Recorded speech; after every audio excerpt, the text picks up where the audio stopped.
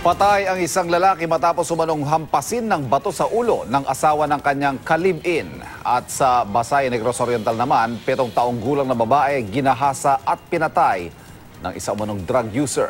Narito ang unang balita sa probinsya. Karumal-dumal ang sinapit ng 7 taong gulang na batang babae sa Basay, Negros Oriental na nawala noong bisperas ng bagong taon. Kinabukasan, nakita ang labi ng bata na nakahandusay sa putikan.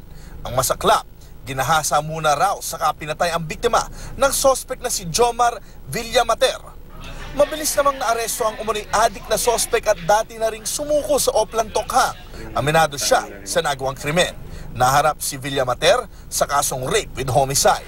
Sa Iligan City sa Lanao del Norte naman, patay rin ang isang 13 taong gulang na lalaki matapos tagain ng di pa nakikilalang salarin. Inutusan lang daw ang biktima na maghatid ng pagkain sa kanilang farm. Pero hindi na bumalik ang bata sa kanilang bahay. Nagulat na lang ang kaanak ng biktima nang matagpuan siyang patay malapit sa creek. Inaalam pa ng pulisya kung sino ang nasa likod ng krimen at kung ano ang motibo.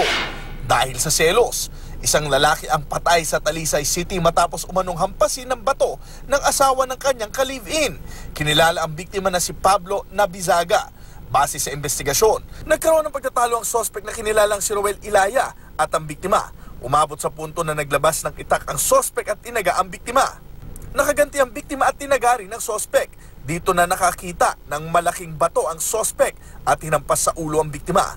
Agad namang naaresto ang sospek. Git niya, dinedepensahan lang niya ang kanyang sarili. Patuloy ang investigasyon sa krimen. Para sa unang balita, Jay Sabale, Report.